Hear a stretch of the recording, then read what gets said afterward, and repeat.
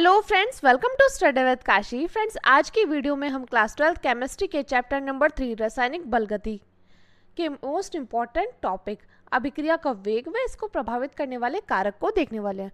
Friends, आज की video बहुत ज़्यादा इंपॉर्टेंट होने वाली क्योंकि आज की वीडियो में ये जो हमारा टॉपिक है चैप्टर नंबर 3 का, ये बहुत ज़्यादा इंपॉर्टेंट है क्योंकि इस टॉपिक से हमारे न्यूमेरिकल भी पूछे जाते हैं और इस टॉपिक से हमारे थ्योरी भी पूछी जाती है। तो देखिए, आज की वीडियो में हम अभिक्रिया के वेग व इसको प्रभावित करने वाले कारक को देखने वाले हैं। फ्रेंड्स, इससे पहले मैंने चैप्टर नंबर 1 और चैप्टर नंबर 2 कराया हुआ है। अगर आपने वो नहीं देखा तो मैंने प्लेलिस्ट बना रखी है, आप वहाँ से जाकर वो ज़रूर देखना। और अगर आपको वीडियो अच्छी लगे तो प्लीज़ ज़्यादा से ज़्यादा लोगों में शेयर ज़रूर करिएगा। और अभी तक अगर आपने चैनल को सब्सक्राइब नहीं किया तो चैनल को सब्सक्राइब ज़रूर करना। तो देखते हैं अभिक्रिया का वेग है क्या।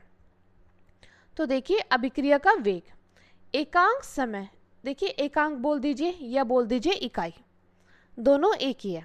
तो देखिए, एकांक समय में अभिकारक या उत्पाद की सांद्रता में होने वाले परिवर्तन को अभिक्रिया का वेग या अभिक्रिया की दर कहते हैं। देखिए, आपको क्या है, आपको इसको रटने की ज़रूरत नहीं है क्योंकि रटा हुआ तो हम भूल जाते हैं। देखिए, आप इसको समझिए, अगर आप इसको समझोगे तो आपको रटने की ज़रूरत नहीं पड़ेगी। तो देखिए, अभिक्रिया का वेग क्या होता है। अभिक्रिया का वेग यानी कि एकांक समय, या तो एकांक बोल दीजिए या इकाई बोल दीजिए।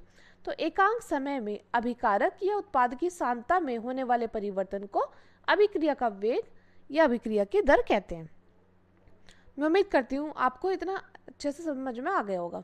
अब देखिए, अगर आपको अभी भी समझ में नहीं आया तो हम क्या करेंगे, हम यहाँ पे एक अभिक्रिया ले लेते हैं। तो देखिए, हमने यहाँ पे एक अभिक्रिया ली। तो देखिए, यहाँ पे हमने अभिक्रिया ली आर से क्या बन रहा है, पी बन रहा है। तो देखिए, जो हमारी इस साइड लेफ्ट हैंड साइड होती है, यानी कि हमारी इस साइड होती है, उसको क्या बोलते हैं, उसको बोलते हैं अभिकारक। और जो हमारा बनकर तैयार होता है उसको बोलते हैं हम उत्पाद। मैं उम्मीद करती हूँ आपको इतना अच्छे से समझ में आया होगा क्योंकि ये देखिए एकदम बिल्कुल बेसिक है। आपने 10th क्लास में पढ़ा होगा अभिकारक क्या होता है और उत्पाद क्या होता है। तो देखिए, अभिक्रिया में अभिकारक क्या है, आर है, और इससे क्या बनकर तैयार हो रहा है, पी बनकर तैयार हो रहा है, जिसको बोलेंगे हम उत्पाद। अब देखिए, बात आती है, अगर इसमें इस रिएक्शन में सांद्रता में कमी होगी तो क्या हो जाएगा, उत्पाद में वृद्धि हो जाएगी। ये बात आपको समझनी है कि अगर इसमें सांद्रता में कमी हो जाएगी तो उत्पाद में क्या हो जाएगी, वृद्धि हो जाएगी। बस इतना आपको समझना है। तो देखिए, अभी तक हमने क्या पढ़ा है, अभी तक हमने पढ़ा है अभिक्रिया का वेग, कि एकांक समय में अभिकारक या उत्पाद की सांद्रता में होने वाले परिवर्तन को अभिक्रिया का वेग या अभिक्रिया की दर कहते हैं। और हमने यहाँ पे समझने के लिए अभिक्रिया ली थी। अब देखिए, आर से क्या बन रहा है, पी बनकर तैयार हो रहा है। तो आर क्या अभिकारक है, जो हमारे इस तरफ होते हैं वो अभिकारक होते हैं, जो उधर की तरफ होते हैं वो होते हैं उत्पाद। तो देखिए, जब हम इसमें इसकी सांद्रता में कमी होगी तो उत्पाद में क्या हो जाएगी, वृद्धि हो जाएगी। अब देखिए, बात आती है इसके सूत्र की। तो देखिए फ्रेंड्स, इसका सूत्र बहुत ज़्यादा इंपॉर्टेंट है क्योंकि इस टॉपिक से हमारे न्यूमेरिकल भी पूछे जाते हैं। तो देखिए, अगर हमें न्यूमेरिकल करने हैं तो हमें सूत्र को अच्छे से पता होना चाहिए। तो देखिए, अभिक्रिया का वेग या बोल दीजिए अभिक्रिया की दर, अगर या अभिक्रिया का वेग पूछे तो आ जाएगा अभिक्रिया का वेग या दर, तो अभिकारक या उत्पाद की सांद्रता में परिवर्तन अपॉन समय। तो देखिए, आपको इतना याद करना है कि अभिक्रिया का वेग बराबर अभिकारक या उत्पाद की सांद्रता में परिवर्तन अपॉन समय। अब आगे देखते हैं। आगे देखिए, आगे अभिक्रिया का वेग। तो देखिए, यहाँ पे अभिक्रिया का वेग है। तो देखिए, अभिक्रिया का वेग आर की सांद्रता में कमी। आर क्या था फ्रेंड्स, आर था हमारा अभिकारक। तो देखिए, पहले हम क्या देखेंगे, हम देखेंगे अभिकारक के पक्ष में। तो देखिए, आर क्या था, आर था हमारा अभिकारक, और पी क्या है, पी हमारा उत्पाद है। तो यानी कि यहाँ पे सांद्रता में क्या हो रही है, कमी हो रही है, और उत्पाद में क्या हो रही है, वृद्धि हो रही है। तो देखिए, उसके लिए देखिए, तो अभिक्रिया का वेग बराबर आर की सांद्रता में कमी अपॉन कमी में लगा समय। यानी कि अभिक्रिया का वेग को किससे डिनोट करेंगे, स्मॉल आर से, इजिकल टू, अब देखिए यहाँ पे बोला गया है कमी, तो कमी के लिए क्या हो जाएगा, माइनस हो जाएगा। अब देखिए डी, यहाँ पे है कि आर की सांद्रता में कमी, तो हमने यहाँ पे क्या लगाया, डी लगाया। अब देखिए, यहाँ पे आर की बोला ना, अब देखिए जो ब्रैकेट है किसको दर्शाएगा, ये ब्रैकेट दर्शाएगा हमारी सांद्रता को। किसको दर्शाएगा फ्रेंड्स, सांद्रता को। ये बात आपको पता होनी चाहिए कि ब्रैकेट है ये किसको दर्शाते हैं, सांद्रता को दर्शाते हैं। तो यहाँ पे हो गया minus D R upon D T, क्योंकि कमी में लगा समय। क्या हो गया friends, D R minus D bracket R upon D T. अब देखिए, इसको हम इस प्रकार भी लिख सकते हैं, minus delta bracket R upon delta T. इसको हम इस प्रकार भी लिख सकते हैं। तो देखिए अभिक्रिया का वेग r और r की सांद्रता में कमी अपॉन कमी में लगा समय, तो minus D bracket r upon D T, तो हो गया minus delta bracket r upon delta T. अब देखिए अगर बात आती है अभिक्रिया का वेग, अब देखिए ये तो था अभिकारक के पक्ष में, अब देखिए अभिक्रिया का वेग तो आ जाएगी p की सांद्रता में वृद्धि, क्योंकि आपने देखा वहाँ पर क्या हो रहा है, p की सांद्रता में वृद्धि हो रही है अपॉन वृद्धि में लगा समय। तो देखिए यहाँ पे वृद्धि आई, वृद्धि के लिए क्या यूज होगा, प्लस यूज होगा, और कमी के लिए क्या होगा, कमी के लिए माइनस यूज होगा। ये देखिए ये बात आपको ध्यान रखनी है, क्योंकि ये बात हमारे न्यूमेरिकल जब हम सॉल्व करेंगे उसके लिए बहुत ज़्यादा इंपॉर्टेंट है। तो देखिए यहाँ पे r इजिकल टू प्लस, तो d ब्रैकेट में p, तो ब्रैकेट किसको दर्शा रहा है, सांद्रता को दर्शा रहा है अपॉन dt, तो हो गया plus delta bracket p upon delta t। मैं उम्मीद करती हूँ फ्रेंड्स आपको ये अच्छे से समझ में आया होगा। अब देखिए नोट बनाकर आप यहाँ पे लिख लीजिएगा, नोट बनाकर लिख लीजिएगा, नोट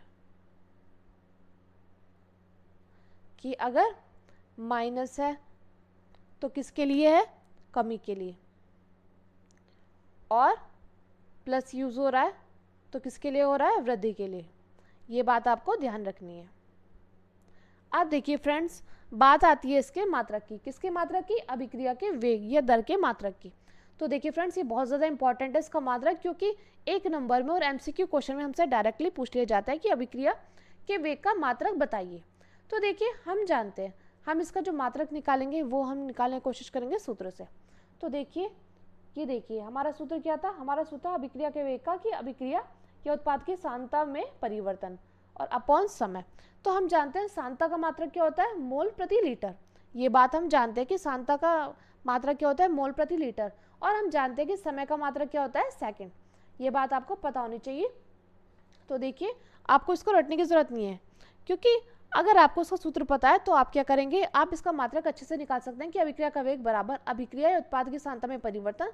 तो हम जानते हैं सांद्रता होता है मोल प्रति लीटर, और देखिए अपॉन है समय, तो समय क्या, समय का आ जाएगा सेकंड। तो इसका मात्रक निकल कर आ गया है मोल प्रति लीटर प्रति सेकंड, या हम इसको ऐसे भी लिख सकते हैं mole litre inverse second inverse. अब देखिए ऑप्शन एग्जाम में जिस प्रकार आए आप वैसे ही उसका आंसर देंगे। तो आपको याद रखना है कि इसका मात्रक क्या होता है, मोल प्रति लीटर प्रति सेकंड या mole litre inverse into second inverse. अब देखिए अब बात आती है सबसे इम्पॉर्टेंट टॉपिक की, अभिक्रिया के वेग और इसको प्रभावित करने वाले कारक।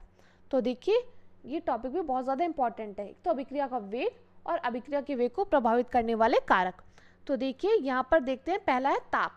तो ताप बढ़ाने पर अभिक्रिया का वेग क्या हो जाता है, बढ़ जाता है। ये बात आपको पता होनी चाहिए कि जब हम टेम्परेचर बढ़ाएंगे तो अभिक्रिया का वेग क्या हो जाएगा, बढ़ जाएगा।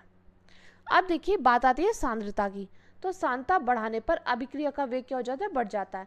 यानी कि तो देखिए ताप और सांद्रता कि ताप बढ़ाने पर अभिक्रिया का वेग क्या हो जाएगा, बढ़ जाएगा, और सांद्रता बढ़ाने पर अभिक्रिया का वेग क्या हो जाएगा, बढ़ जाएगा।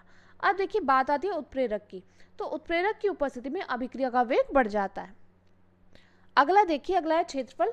तो क्षेत्रफल में वृद्धि करने पर अभिक्रिया का वेग बढ़ जाता है। यानी कि आप यहाँ पर देख पा रहे हैं कि ताप, सांद्रता, उत्प्रेरक, क्षेत्रफल, आपको बस ये चार बातें याद रखनी है। ताप, सांद्रता, टेम्परेचर, सांद्रता, उत्प्रेरक, क्षेत्रफल। तो अगर ये बढ़ेंगे तो अभिक्रिया का वेग क्या हो जाएगा, बढ़ जाएगा। आपको बस ये चार बातें याद रखनी है। तो देखिए अभिक्रिया के वेग को प्रभावित करने वाला कौन कौन से थे, ताप, सांद्रता, उत्प्रेरक और क्षेत्रफल। तो जब हम ताप को बढ़ाएंगे तो अभिक्रिया का वेग बढ़ जाएगा, जब हम सांद्रता को बढ़ाएंगे तो अभिक्रिया का वेग बढ़ जाएगा, जब हम उत्प्रेरक को बढ़ाएंगे उत्प्रेरक की उपस्थिति में अभिक्रिया का वेग बढ़ जाएगा। और देखिए क्षेत्रफल, तो क्षेत्रफल में वृद्धि करने पर अभिक्रिया का वेग क्या हो जाएगा, बढ़ जाएगा। तो फ्रेंड्स ये थे हमारे मोस्ट इंपॉर्टेंट टॉपिक। अगर आपने इसका स्क्रीनशॉट नहीं लिया तो स्क्रीनशॉट ले लीजिएगा, क्योंकि ये टॉपिक हमारे बोर्ड एग्जाम के लिए बहुत ज़्यादा इंपॉर्टेंट है। और फ्रेंड्स इस टॉपिक से हमारे न्यूमेरिकल भी भर भर के पूछे जाते हैं। मैं उम्मीद करती हूँ फ्रेंड्स आपको ये टॉपिक अच्छे से समझ में आया होगा।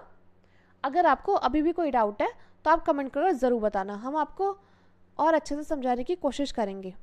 और फ्रेंड्स हम हमारे क्लास 12 केमिस्ट्री के पूरे सिलेबस को कवर कराने की कोशिश कर रहे हैं। इससे पहले हमने chapter number 1, chapter number 2 theory अच्छे से कराई हुई है कि आपको उसको रटने की ज़रूरत नहीं पड़ेगी।